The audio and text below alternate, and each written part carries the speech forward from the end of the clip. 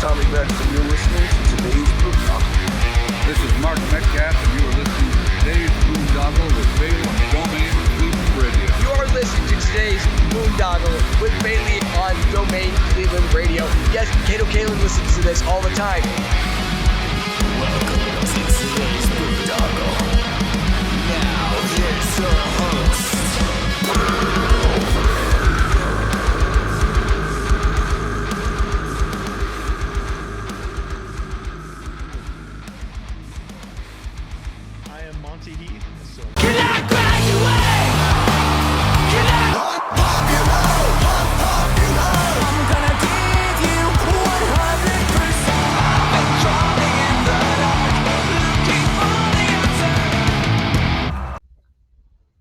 What's going on, everybody? It's Bill Bailey with today's Boondoggle, and was just catching up a little bit with this gentleman right here, Mr. Chris Anger, before our chat. How you doing, man? I'm great, man. Happy to be here. Excited to talk some music with you. Yeah, man. Yeah, excited for sure. Now, usually when I have people on for the first time, I like to go like way back, and we were just talking about your boys, so probably like around that age. Do you remember what you originally wanted to be when you grew up? I mean, I don't really know. I do know I've always been obsessed with audio and music, and just how the sound is, made me really intrigued how sound sounds the way it is in music. I actually find myself kind of obsessed with it and trying to understand how audio engineers get that sound. I mean, I could go back to where I started in bands and all that stuff and trying instruments, but I think what really got me, it clicked was the Deftones when I heard Bored, right? I knew that I didn't understand what he was saying, and it didn't matter because I was intrigued. It made me feel some type of way. Yeah. And that's when I knew, like, man, like, how do these people do it, right? And that's where it all began. Like, I knew I was into music and audio, and it's like my soul's journey. So it's always been clear. It's not like I wanted to be a scientist or anything. It's always been very clear that I wanted to mess around in music. And so here we are today, many, many, many years later, just learning every day, right? Yeah, gotcha. Now, even before, like, you heard the Deftones, like, what was some of the earliest music you can recall being played around the house growing up? Okay, so funny you say Chicago. Chicago was a band that I listened to, and I knew, again, like, just trying to dissect things, like, there was octaves, and I'm trying to hit the notes with my voice and trying to hear and understand what they did. He had a high voice, that guy, the singer of Chicago. And so just those things, like, got me very intrigued. And then the Offspring, I liked the original Offspring stuff. I loved when they cursed, as a young kid. I was into that. I remember, like Guns N' Roses, cursing a lot. And yeah, so I don't know, as a little kid, that was cool. I really enjoyed that stuff. Later the Deftones and things like that.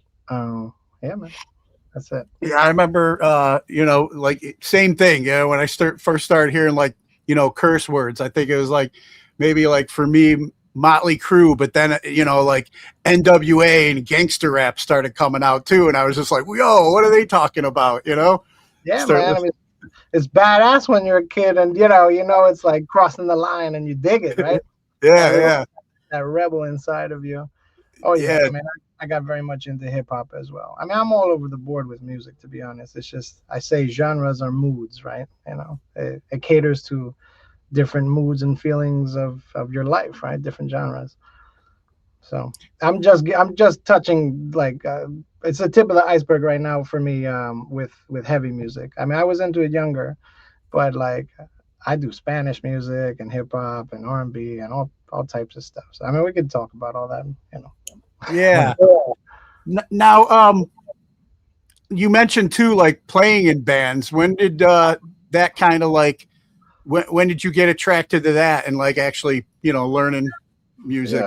Yeah, at 12, I definitely remember it. I mean, my dad was in a band, so there was always a guitar around the house, and so I would always try to pick it up and understand it. My dad did not want me to go in the direction of music whatsoever, and of course, I didn't listen to him, and I just followed my heart. But yeah, at 12, I started playing guitar, and then I realized that guitar was complicated for me at the time, so I went to bass. I was like, four strings, it's got to be easier, right? And of course, bands needed a bass player, so yeah, man, just picked up a bass, started learning, got into some funky bands. I mean, I can remember some of the names: Red Shift, Decrepit Butterfly, Wickerwork. I mean, and then yeah, of course there was a drum set there. I was intrigued to play when we were just hanging out and not actually practicing. Jumped on the drum set, little by little, just enjoying, learning music when I was younger, and which builds me into a producer kind of accidentally, wasn't really my intention.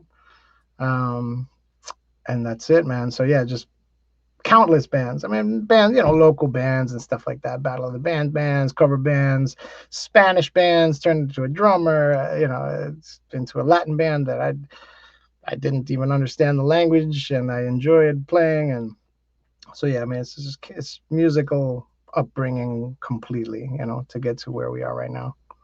And you were talking about, you always were intrigued by like the sounds. And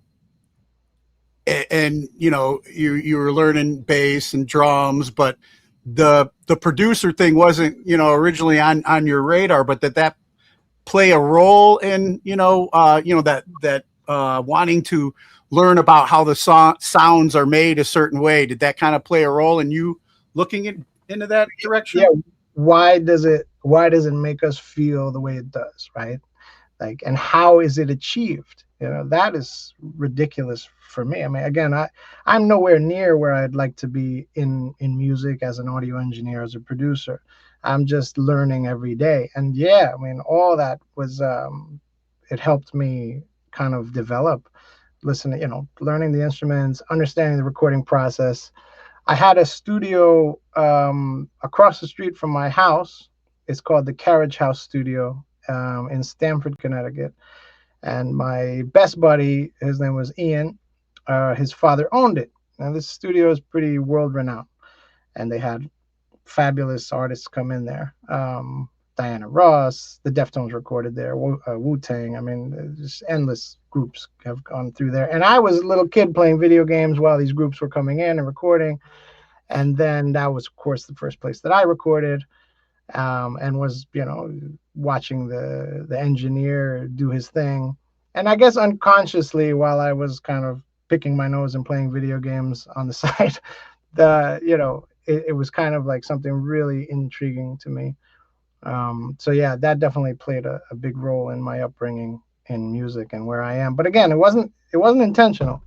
It was at one point it got to be out of necessity, if you'd like me to explain. Like I had a group. At one point I went to reggaeton. I don't know.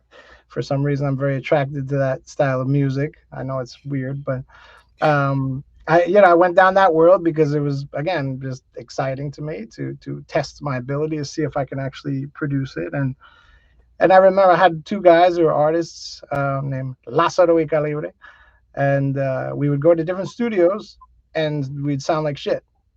And I'm like, I know they don't sound like shit, and I know my production is decent, and why does it sound bad, And of course it just, forced me to learn and create my own setup and studio. And again, it just threw me into becoming an audio engineer and a producer out of necessity. So, and I'm so pleased that all of this played a role into where I am, because I'm in love with this. This is my passion. I'm obsessed. That's it. Now, before even the studio calling, you were saying, Battle of the Bands, playing in local bands and stuff like that. Can you kind of talk about like what was the music scene like there in Stamford? So I have mixed feelings.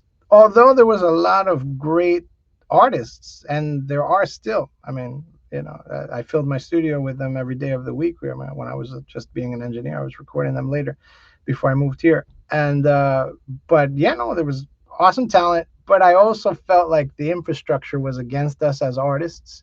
Like bars would close at 2 a.m. There was cops everywhere. It wasn't too supportive of the music, but it didn't stop us. I mean, we loved it. And then I was on the board of New York, so we would always cross over to New York, and that's where like more of a scene was. When I was performing with my Latin band, we would be in Jersey on a Tuesday night, and it was packed. And so, it's like tri-state area was great. We would, if it wasn't working in Connecticut, we would move out and go to New York or New Jersey, and keep the career pumping. And yeah, that's it, man. And then when now when did I Am Loco music start for you? All right, so I am loco. As you see my hat, yeah. So it began as a hat company. This is my second hat company. We could go down that road as well. I like apparel. Um, and it's because of my grandfather, who was the president of this brand called Kangol. I don't know if you're familiar with the little kangaroo on there. Yeah. Yeah. And so he was always giving me like, demo merchandise when I was younger. And I don't know, I really gravitated towards the hats. I created a brand called Soy un Duro, which is in Spanish. It's kind of like I am tough or I am hard or whatever. And it went well. I made it. I ended up selling it to a celebrity. And so then I went on to make I Am Loco hats, which I'm still pursuing. Music kind of took the forefront of my attention right now, but I definitely intend on continuing to do apparel. But yeah, so trademarking this, registering it, making it an actual brand that I'm pursuing. I started jumping into making my own record label. I've always wanted to put out music. Like, I'm a public studio, so I record everybody and their mother. Anybody who wants to come through the door, we're here, we're recording, and it's been like that for years and years and years. I Am Loco is the opposite, and Nothing Forever we can discuss. It's my personal project where I don't have constraints, like where I'm not told what to do and I get to have fun with no rules. So it's my personal baby. And in order to put out music independently, I had to create I Am Loco music. And so that's where it all derives from. Gotcha. Yeah, and as you mentioned, Nothing Forever, I'm always curious about like inspirations behind names. What's that name mean for you? Man, so I'm not super symbolic when it comes to things. Some people are, some people aren't, and it goes back to the Deftones lyrics. Like, right, I didn't understand what the hell he was talking about, but I didn't care because I loved it anyways, right? And so it's the same thing. It was just, I would come up with a ton of names and try to narrow it down to what feels right and what resonates with me. I do know nothing is forever, and we're born with nothing, we'll leave with nothing. So I guess that's where it started resonating from.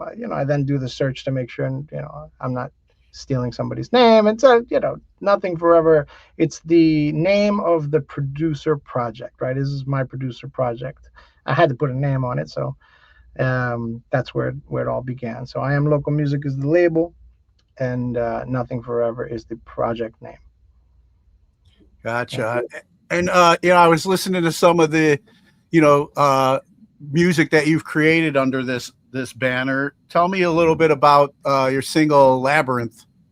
Yeah, Labyrinth with Marcos Leal, who was the ex-singer of El Nino, right? Who replaced, I guess, Christian, and now is replaced by another singer. And then there's Italian artist named Becco, who's fabulous. I'm not sure if you've looked into him, but he's a great kid, a great artist. I think his creative vision is unbelievable, groundbreaking.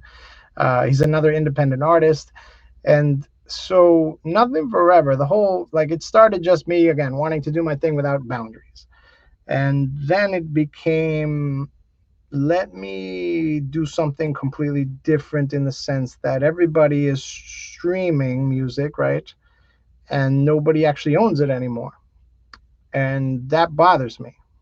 And so If you notice, Labyrinth on Spotify or Apple Music is a snippet, right? It fades out after a minute. And I intended on doing my whole album like that. I wanted to give you a taste and promote on Spotify because it's just the standard. But I dislike the fact that if you stop paying, you can't listen to the music you want. And I guess I'm old enough to remember when we had CDs, and cassettes. And so you used to own music, and it was a very cool experience. I know you're probably of that age to feel what I felt. I'm a Columbia House kid. Yeah, all right. And so, yeah, man, like it kind of bothers me that you can pay for 30 years of a streaming service, and then if you stop paying, and you don't have anything, right? And so, like, that became an influence within this world of the Nothing Forever project. So we'll talk about it because I'm creating a proprietary app that you can get on your phone, and then you have the music forever, right? That's a very important part of it. So yeah, Labyrinth was the first single, and since I recorded a lot of the El Nino stuff, I'm not sure if you're a fan of El Nino, Yes, or listened to their previous work. I definitely was a huge fan, and I mean, I am a fan. It's just I'm not really too active with them anymore. But I recorded the full album for them. I recorded 6 singles that came out, and so I had Marcos over here a lot in my studio. And when I don't even think he left the band, he was still in the band. We recorded Labyrinth, and I wanted to just put together singers that weren't meant to be together. That was the idea. It would be really cool to grab up different artists and create my production because I do all the instrumentals. Grab some singers and put them together in a collaborative world that they don't even know, right? Because they'll record half the song, and the other singer will record the other half, and then I'll put it all together, and then they'll hear it for the first time. And so it's just an evolution, this project. So yeah, Labyrinth is the first single, and then One More Day. I'm not sure if you got to jam that one. Yeah, that's what I was going to go into next. Like, let's talk about, the evolution, as you mentioned, with One More Day.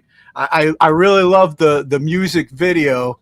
It reminded me of like Grand Theft Auto kind of meets like there's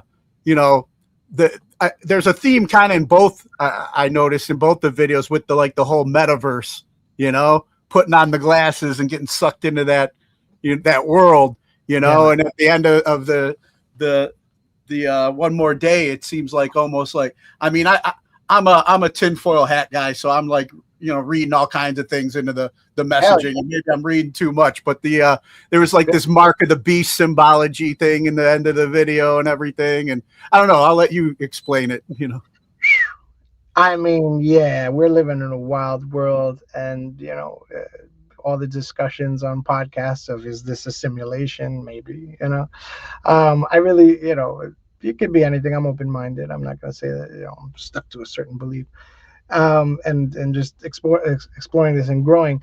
So of course the Matrix was a huge impact on me and my life. I still watch it, I still enjoy those movies and the trilogy and all that. And so, yeah, so the video, although we did it AI, I want to discuss that. It took me like 3 months to create that. Like this was not 1, 2, 3. It was a very artistic project, because I've gotten some shit from people like, why'd you go AI with the video? First of all, about a budget for an animated video has got to be crazy. I wouldn't be able to actually create it myself. And 2, yeah, like it was hardcore creating, designing characters. The process was intense, days and days and days and days of work. So I went the GTA route. I mean, I liked the GTA look. It was really cool. It was achievable. And so, yeah, we went the GTA route. If you want to talk about the symbolism, yeah, it's like, what if you watched the video and understood that it starts as a cartoon, and then eventually everyone actually puts on the goggles to see reality. and realize that holy shit, we're living in a fake world, right? And then there's the symbol. The symbol wasn't really a symbol of the beast. The symbol was supposed to be like a unifying symbol that like liberates us and breaks us free of the matrix, kind of thing. So that's where it was, like, hopefully through the music and, you know, their performance and the unity of them, that the music will liberate us and let us wake up, right? That's kind of what that video at the end kind of did. But it's a very, like, really twisted at the end but I like it. And yeah, Labyrinth as well. Like, Labyrinth has the maze of the mind, right? That's what the labyrinth is. Like, let me break free of being trapped in my thoughts. So I don't know if that came across. Yeah. No, I saw the theme, and you know, it was just like at the end of One More Day, like kind of how everybody just looked the same. You know, everybody's, you know, we all lost our like identity almost. It looked like, and I had me thinking too of you know, like, are we plugged into something, and is that like a unifying, like what is that, hive mind type, you know? Yeah. I scenario? really hope not, man. Life is too beautiful. You know, there's a lot of beauty in the world, but the internet itself and just social media and all that, like, it's be making us just these programmed like robots. Yeah. And I know, you know, I mean, as you mentioned, you know, putting the glasses on. Another big fan of the old movie They Live. You know, kind of symbology there. But they put the glasses on, and they're out of the cartoon world and into the kind of like the real world. And you know, I could even think back to like growing up on like Wizard of Oz. You know, when it was like black and white, and then all of a sudden you go to Oz and the colors are there too. You know. And it was all part of her head, you know, it was all in her head, you know, so. A lot of us are stuck in our minds, right? We could think too much about things, and, you know, you got to be conscious and step out of it, right? And say that to yourself, like, you know, wake up, man, you're just in your head, like, you know, you can get out of it. And I remember discussing with Marcos, the singer, when writing it, you know, he was like, I want to make it like I broke free, you know, and I'm like, nah, man, let's stick to like the how bad it feels to be there, and I can't get out, and like get the anger from that, right? Of course, it's a heavy freaking song. Like, I wanted it to be dark and focus on that feeling, right? And so yeah, that was our little creative part of it, where it's like we're going back and forth. I'm like, don't make it too much like you win. Like, you know, let's struggle with the mind and try to battle, right? Yeah. It's funny too, because as I mentioned before we started recording, that I apologize for being a little late. I'm in recovery. I was just on a recovery meeting, Zoom meeting, you know. But that's you know, that's a part of being in that addict mind, you know, almost. You know, that's another reason why since I've been sober, I guess, you know, it's like kind of like putting the glasses on and trying to somewhat see, but I'll still get stuck in that labyrinth in my head, you know, and that's why I need to go to places like that to hear other people, that I'm not the only one struggling with this, you know. Are you kidding me? Yeah, I mean, with the way everything is being promoted to us and sold, and just from a young age, and, you know, yeah. It's taking a step away from yourself and observing from you know, slow down for a second, right? And look and observe and be conscious, right, about what's happening in your life, and make choices, that benefit us, right? Yeah. Now let's talk about the artists you worked with on this track as well. Now you had a rock hip hop legend Rakeem's son. Was it Tamel? Tamel. Yeah. Now this is the first time I'm like becoming familiar with him and his work through you. Like, how did that collaboration come together? He's an up and coming Connecticut artist, right? As much as his father is, you know, rap legend, you know, I think he's going to be in the rock, what do you call it? Hall of Fame, the Rock Hall of Fame. Oh yeah. Oh yeah, he's up here. Yeah, but he's legendary. He's definitely like trying to make his own path, and I believe it's just like on my own. Like, I want to prove myself, right? And he's definitely doing it. But again, he's looked at as an up and coming artist. I definitely played like video games with him in the Carriage House studio while Dad was recording, right? While Rakim was over there recording, me and him as young boys who didn't, we were playing video games, and I bet he doesn't even remember that. But yeah, later in life, both of us doing music, both of us from Connecticut. When it came time, like I had Jared from Head PE lay down a lot of vocals on my instrumental, right? And this was a while ago. Like I started One More Day a long time ago, actually. And but again, I wanted it to be partial songs. So Jared laid down his part, and then I had open space and instrumentals to fill. I'm like, all right, so who can I get that's going to be awesome, that's going to complement the song? And I thought of him. I thought it was going to be like, let's see if he resonates with it, because again, it's got heavy stuff. He's a rapper. Like, not everybody's into the fusion. And when I sent him the track, he was like, I'm ready to lay it down right away. So I love that motivation, and I love his talent. I think he's awesome. He's got a great voice. So it fit well. And within a day, I had his vocals sent back to me, ready for me to mix. And so yeah, I mean, I just who's in my deck of cards that I feel would fit the track well. He resonated with it, and we went with it. And then it was like, okay, so I have Jared from Head PE, I have Tamel, Rakim's son. Hopefully Rakim will jam to it as well. I want to know. I want to see his reaction. And then it was like, okay, I need a third, right? A third, a collaboration on this. And then we went to Ladrones, which I'm not sure if you enjoy or listen to. I've just becoming familiar with him through this track, and that's why I'm glad you said the name, because I would have butchered it. I would have said Ladrones or something. But yeah, how did now I know you've been involved with Latin music. Is that how long has this relationship been? I speak fluent Spanish, which allows me to work with Latin artists who don't speak English, which has helped me over the years. And so, as an up and coming producer, that's what I am. I email people, I write people messages. I'm not scared to try and see if I can make connections at all times. It's my entire career I've been doing it. I'll write 200-300 emails a year. Who knows? I'm trying to accomplish things here. And so some people gravitate to it and some people ignore me. And so Jose Macario, that's the name of the guitar player of Ladrones.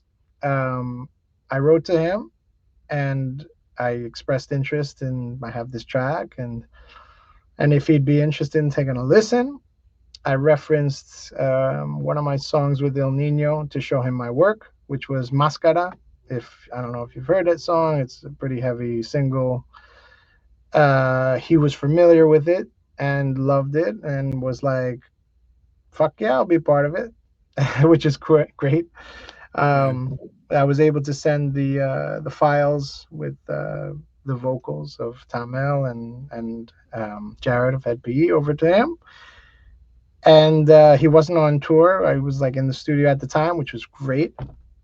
He sent me back a whole bunch of stuff. Like he recreated the song entirely. Actually, it was very awesome to see the perspective that he had as a creative and as an artist. And then since I have all the individual tracks, I was able to pick and choose and move around, and then I put it together and brought them into the mix. Ladrones is killing it right now. Really, you should take a listen to their music. I'm very much a fan of them. I know it's in Spanish, and I'm American. As American, we're not gonna get it right. But just like in the Deftones thing, where it's like you don't really know what they're saying, but you love it anyways. I'm sure it'll have that impact on you. You should hear it.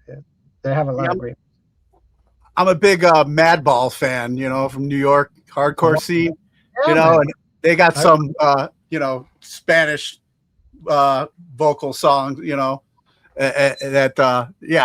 they're heavy. I love it. I don't know what he's saying, but it sounds good. So I'll have to definitely check that out. I feel like there's two types of listeners, and it's fine. It's whatever works for you. It's like those who like, oh my God, the meaning, and then those who are like, oh, the feeling. And so I know that I'm the feeling guy, so it doesn't really matter as long as it moves me, Yeah, I bounce between both. It depends where I'm at. You know, it's like I got to feel it in the first place, but sometimes the meaning helps me feel it. You know, it's Yeah, like if there's I've been in parts of my life, like especially early in my recovery, where it's just like, you know, getting in my head, getting in that labyrinth, and then a certain song will come on the radio, and what they're talking about is something that I needed to hear at that moment, you know, to kind of help guide me out, you know, that just is the magic of it. that's the beauty of music, man, right there. And I think as an artist and as other artists, and I work with a ton of artists, like what a magical part of it, where you don't know what you do to other people and how you affect their lives through your music. Imagine, like, you know, how these people, larger artists, I'm not known like that, but one of these global, I mean, you don't know the cases and how you've assisted other people in their world and their life. And that's what a wonderful thing, you know. Yeah, for sure. Now, I was looking at your resume of people that you've worked with, and we just, you know, we were talking about Tamel and his famous father, but you got to work with, I saw Jason Bonham. You've done some work with him, and also his son, Jagger. Yeah, we call him Jagger. Jagger, like Jagger. Mick, yeah, Jagger. Yep. Oh, yeah, So, Jagger. Jagger Bonham. It's all good. It's all good. I'm sorry, my old alcoholism keeps butchering his No, name. man, it's good. I mean, it's a non-traditional name. So yeah, Jagger Bonham.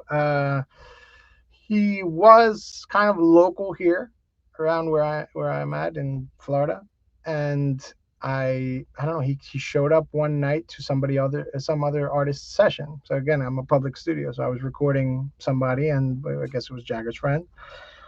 Jagger ended up attending their recording session. That artist asked him to just jump in the booth and lay down some vocals.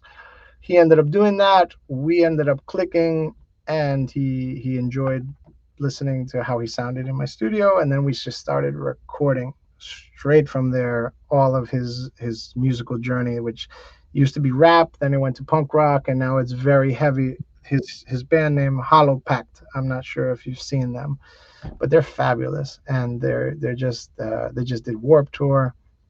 And so again, once I started recording Jagger, he showed it to his dad with Jason Bonham. Jason's like, I need to go to that studio and see what you guys are doing. And so then he would attend.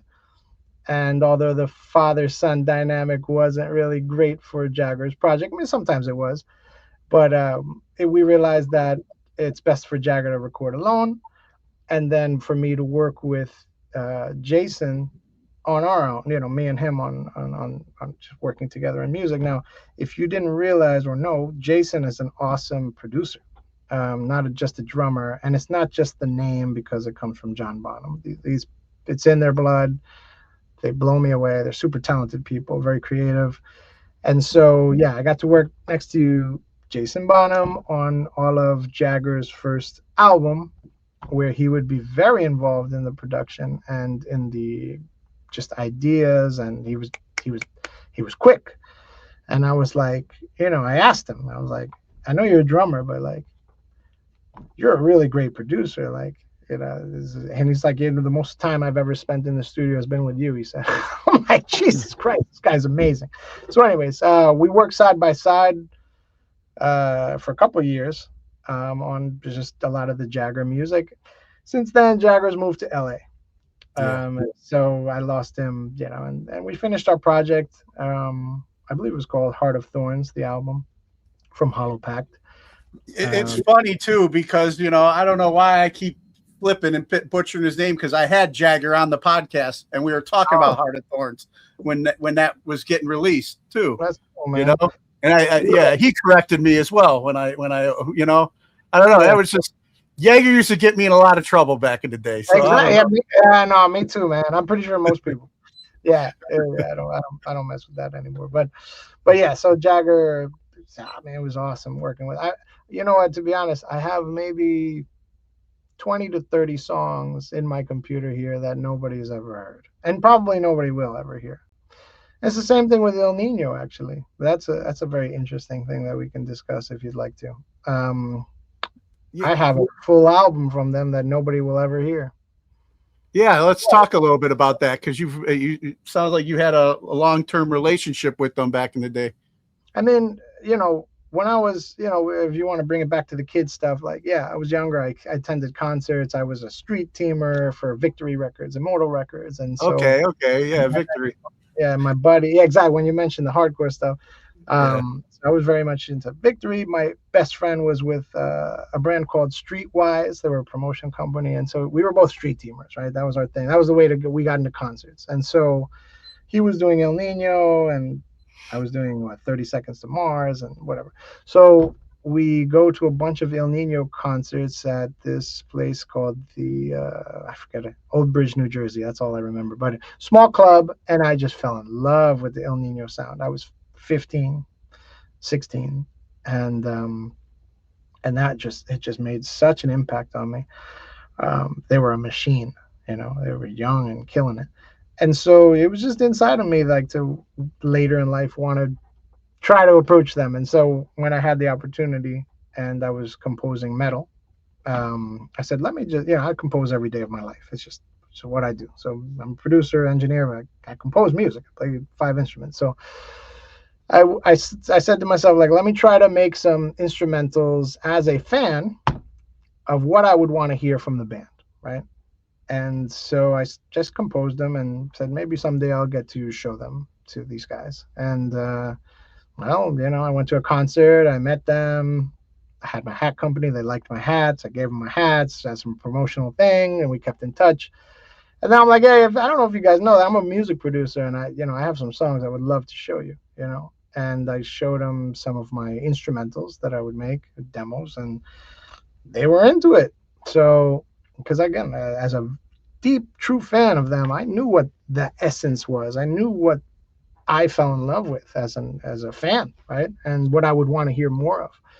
And so that was my focus. And years passed. I got to produce the first single called Sangre. And that's when they lost the singer. Do you know much about their history at all? Like where they lost the singer? I know about, my friend Tommy Vex sang for him for a little bit at one point as well when they were last out, I think last summer or 2 summers ago. Yeah. They, ever since they kind of parted way with half the band, it's a tough thing. I mean, you and I can't really understand the band dynamic and all the struggle that they go through. I mean, who knows really what they go through. I'm sure it's tough to get everybody in the same world, in the same lane, trying to think the same way, with the same vision, with the same intentions, like, right?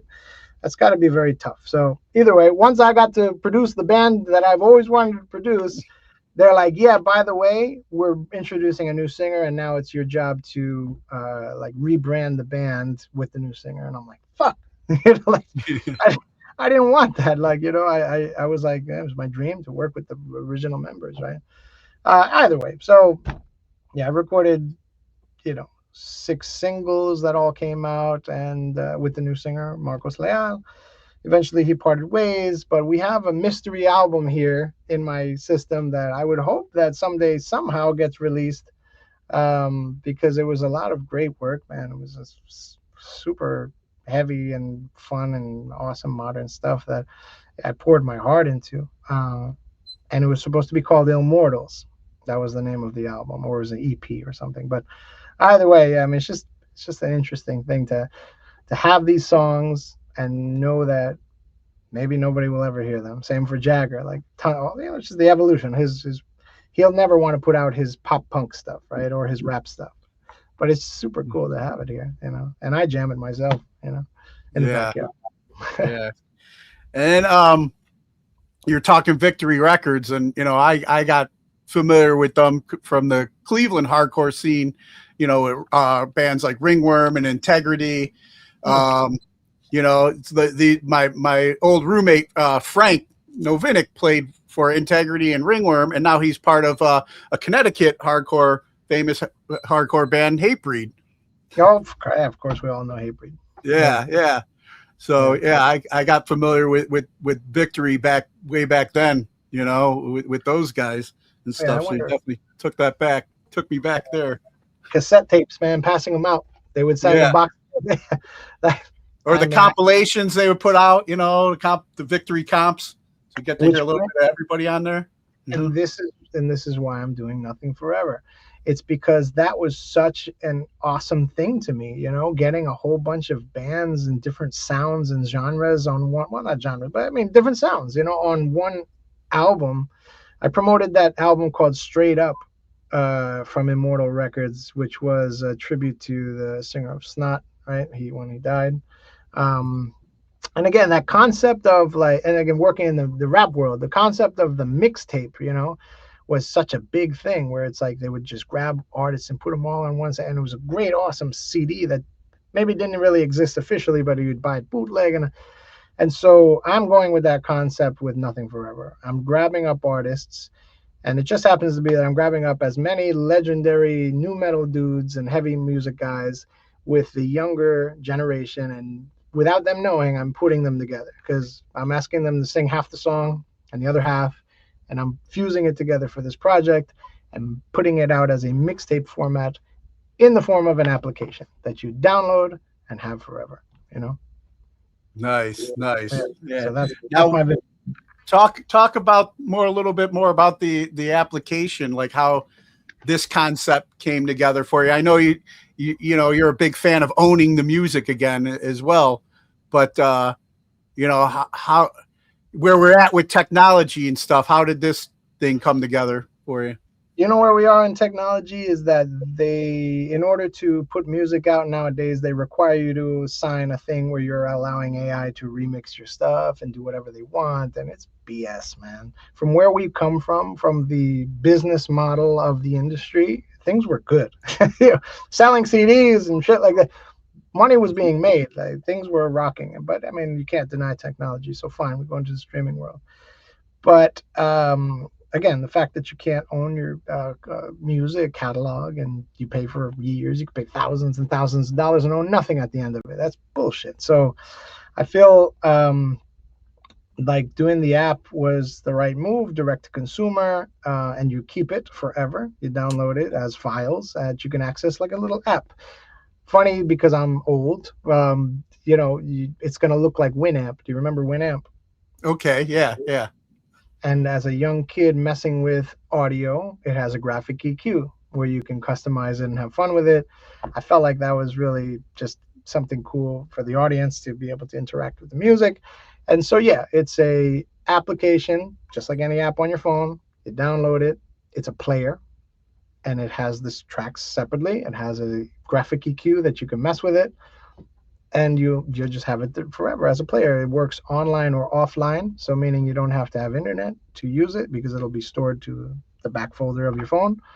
And again, you'd never be without music. So to me, it's just the right move to make, and it's in the mixtape form, which resonated with me from a young age. Yeah. So, that's where it all came from. What is do you have a name for the app, or is this part of like the I Am Local? Noise Tape Volume 1. Okay. All right.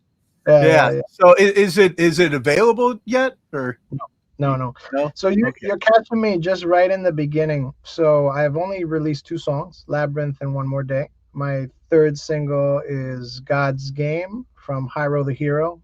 Familiar with him? Yeah. I saw him at a New Year's Eve party at a tattoo shop locally here a couple of years ago, man. He headlined. He's badass, man. He's a great artist, man. Like just kick ass, great new voice in this music world, as well as like Channer. If you're familiar with AJ Channer, ex Fire from the Gods, he's pursuing a solo career as Channer, which another awesome singer, like just bringing it right to the industry. And I love them both. I love their music, their creative vision. They're both on this. And so, yeah, it's going to be 3 singles and then the album. And the album has, Johnny Santos of Spineshank. And now Spineshank just came back on tour, right? Which is awesome after so many years. It's perfect timing because now I have a really, really heavy song. Actually, I think he has 3 songs on this album. So, yeah, 3 songs from Johnny Santos on Spineshank, 3 songs from, a couple songs from Channer. I don't know. There's a lot of songs. it's just that I went with my feelings, and I'm a little over my head because it was a lot of people to coordinate, um, like 15 artists. But Yeah, it's it's like herding cats, but working with musicians. I get it. it's hard. No, I mean it's hard just logistically, and Yeah. again, it wasn't really my intention, but I'm just going with the feeling. What makes sense to me and my soul's journey. That's what I call it. It's my soul's journey. It's what I'm supposed to do. It's sometimes just sit back and let it happen. And so Now, that's looking back at your resume as well, I have to ask about the some of these other big names that stuck out, like Wyclef. How did that come yeah. together for you? So as a public studio, I had a lot of artists in there, and so I had this kid named Josh, Josh Blair. I just forgot his last name.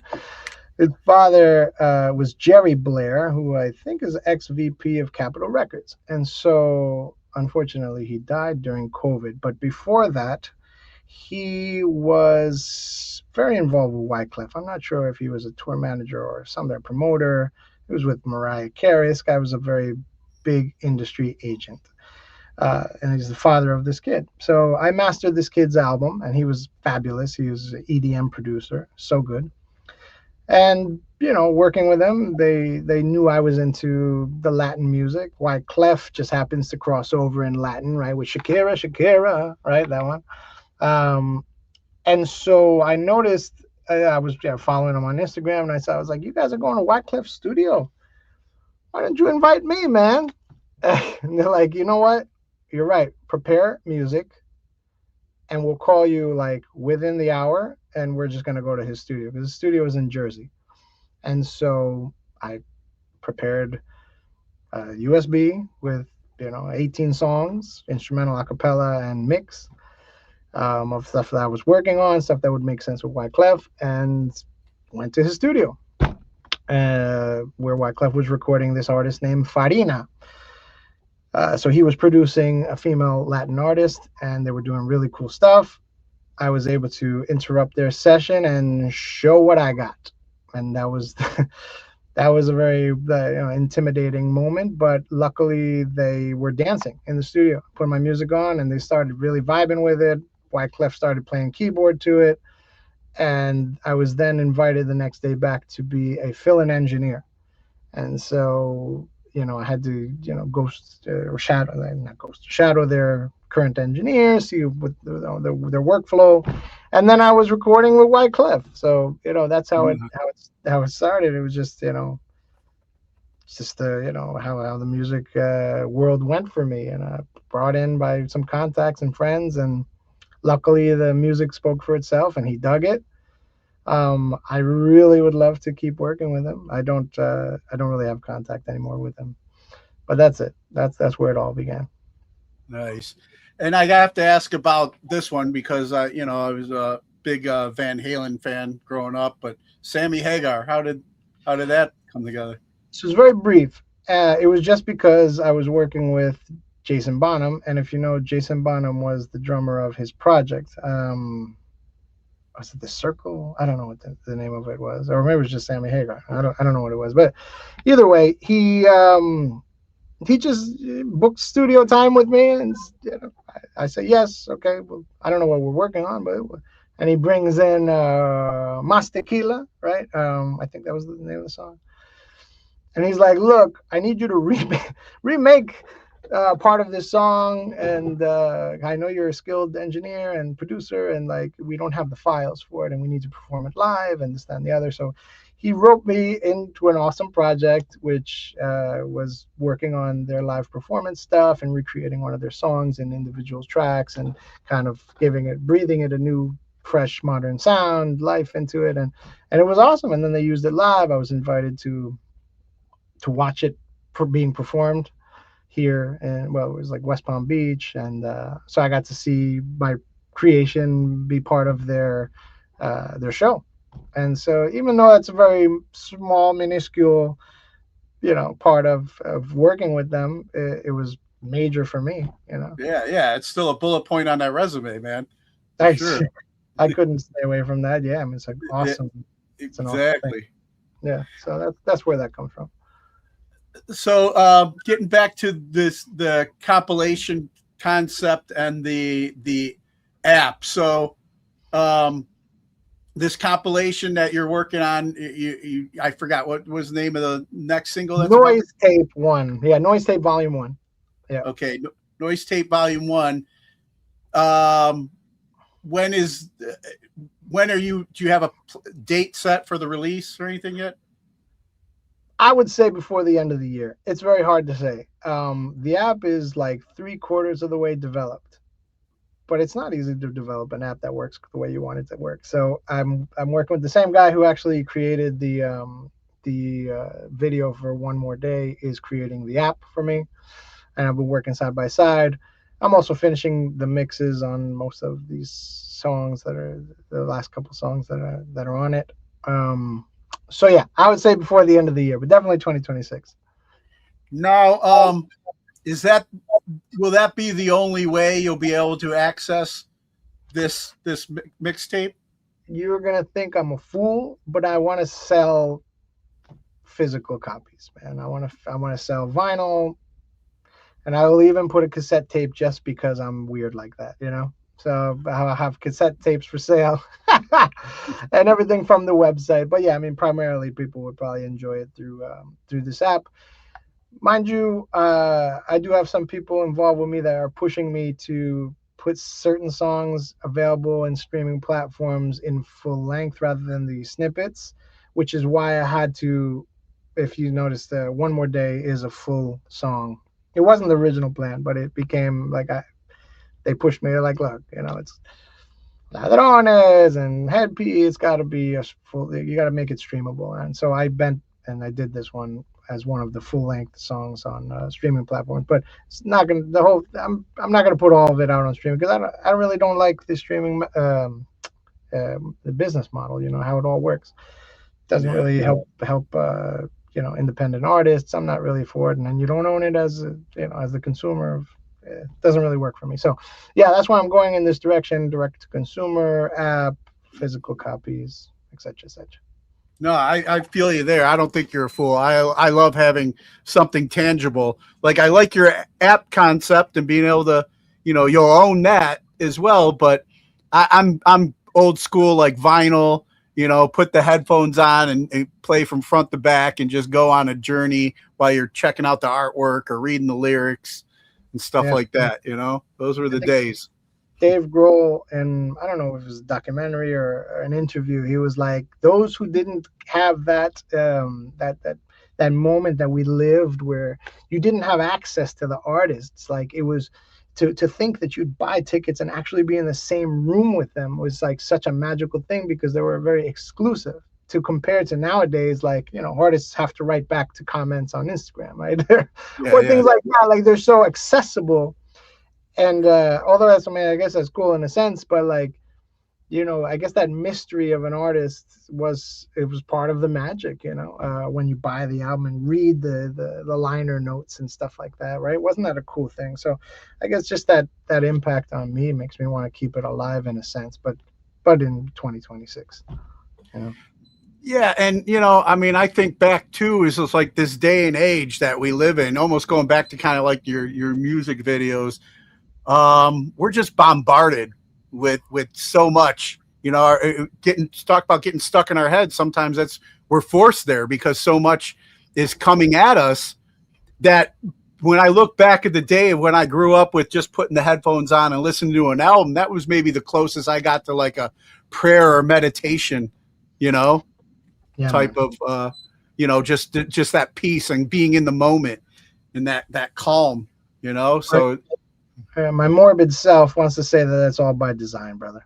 Oh, no, I'm with you. I'm with you. It is for sure. Yeah, and luckily we can break out of it through music. I mean, what a wonderful thing that is about the whole musical experience beyond enjoying the songs and being a fan, but how it helps you. You're providing us the red pill. All right, I love it. Yeah, that's right. It all starts there, man. The Matrix, man.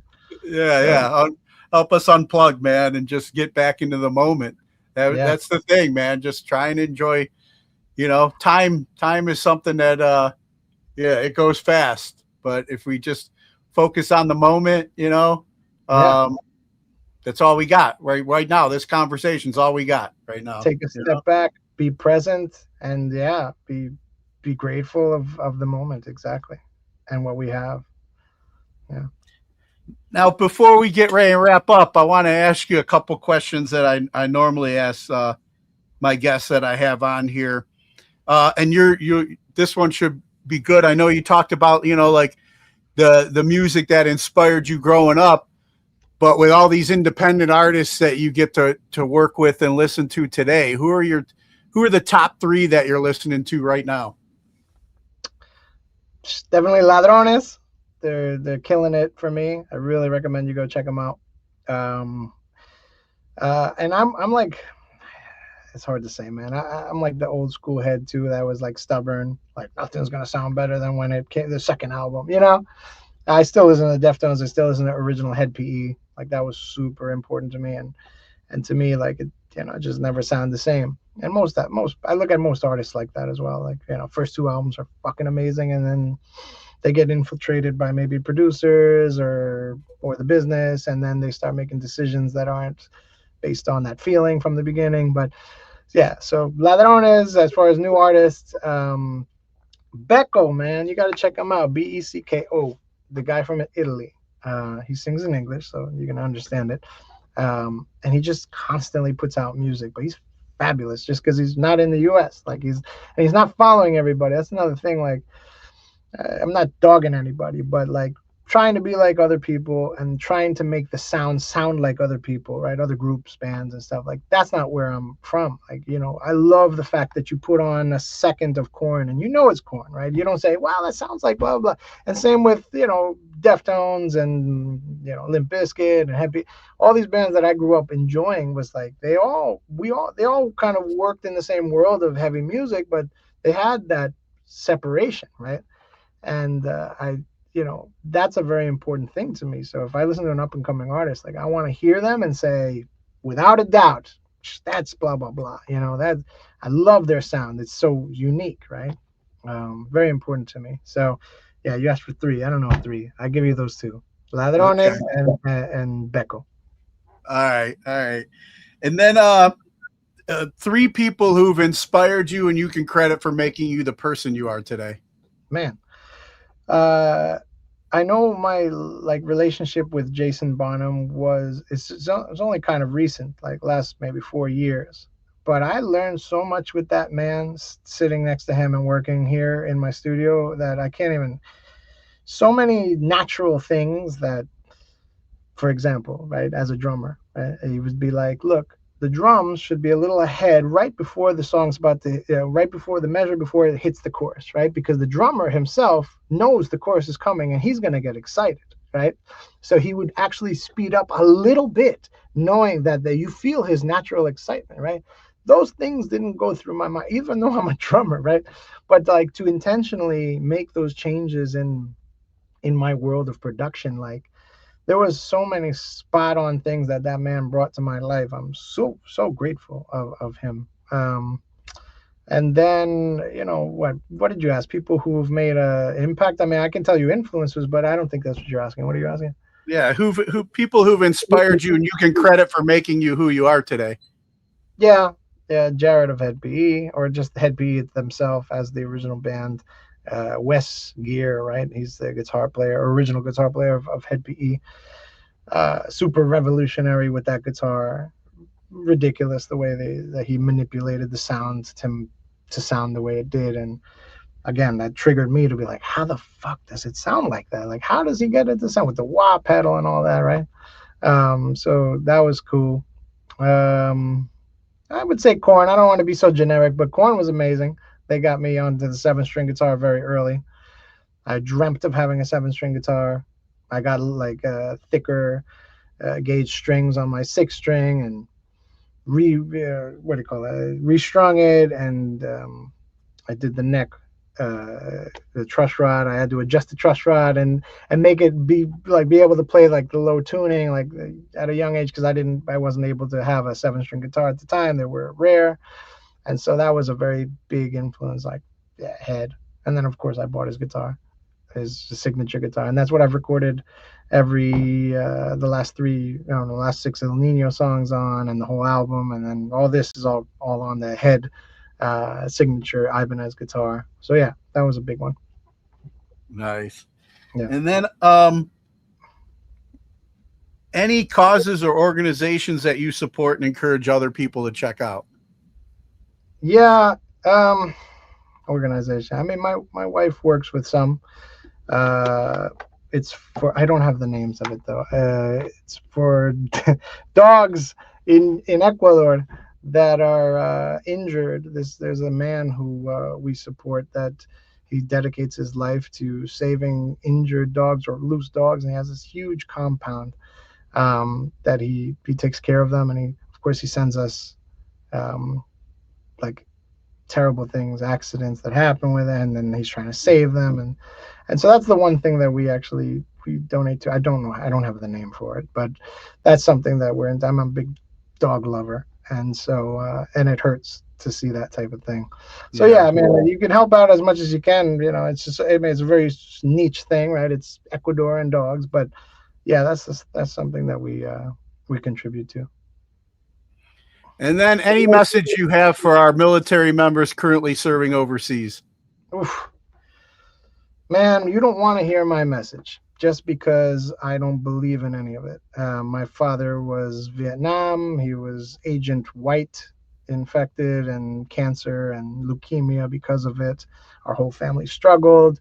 I believe they build words like, you know, honor, died honorably, to manipulate the humans and do dirty work for others who don't want to get their hands dirty. I believe that it's a lot of human on human manipulation just through, you know, through that. So yeah, I don't think I don't have any very good encouragement towards it. I mean, I could say that because I'm bitter because of what have had happened to my father. I lost him before he met my kids, you know, his grandchildren, and I said, for what? Though I do know the value of it, and I do know the necessity of it, I understand why we are where we are in this world as humans. But yeah, no, I'm morbid with this actually. I feel like we're not developed enough. I feel, you know, to have to deal with each other by killing each other and things like that. Like my perspective is a bit messed up. Like it's a bit dark. So I don't really have a positive message for that. You know? No, but I mean, I feel you, and I served. I think, yeah, there's definitely propaganda and manipulation that is used to, you know, it's for the rich man. You know, none of what's going on right now is benefits really us.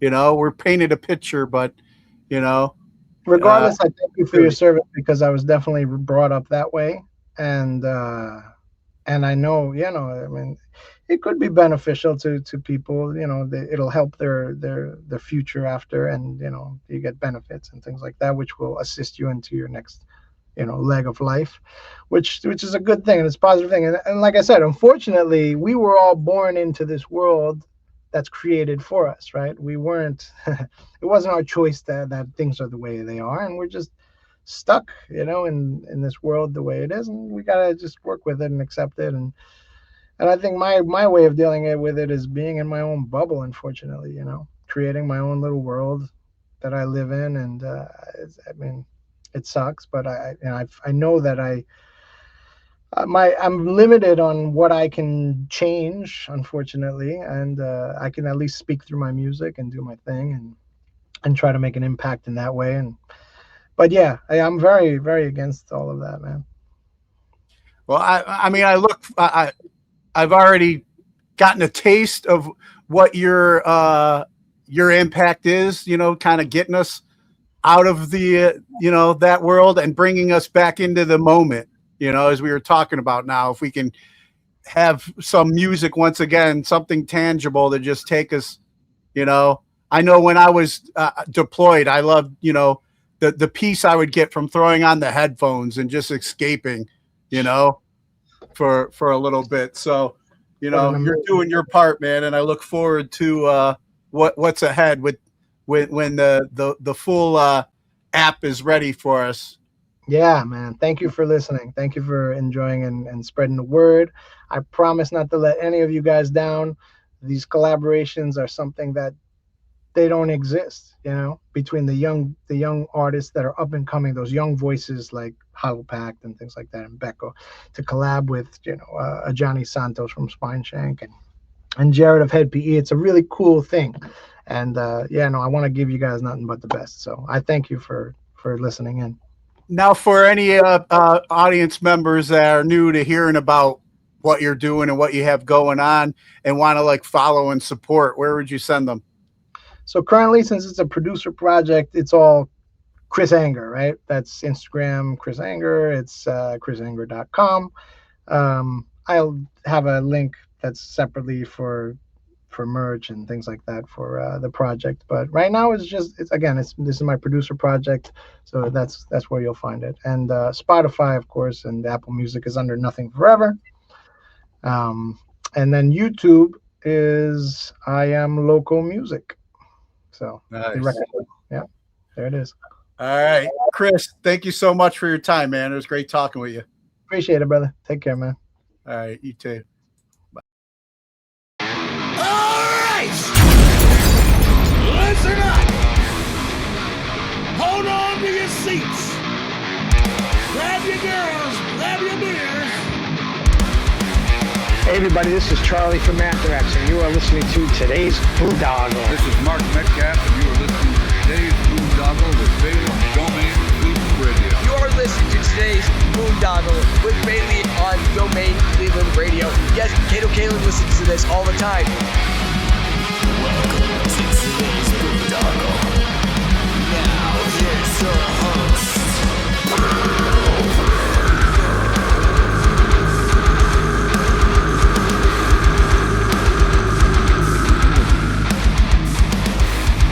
I am Monty Heath, so one Heath, and you are listening to today's Boondoggle. Hey, what's up? It's John from Skillet, and you are listening to today's Boondoggle on Domain Cleveland Radio. Fasten your seatbelts.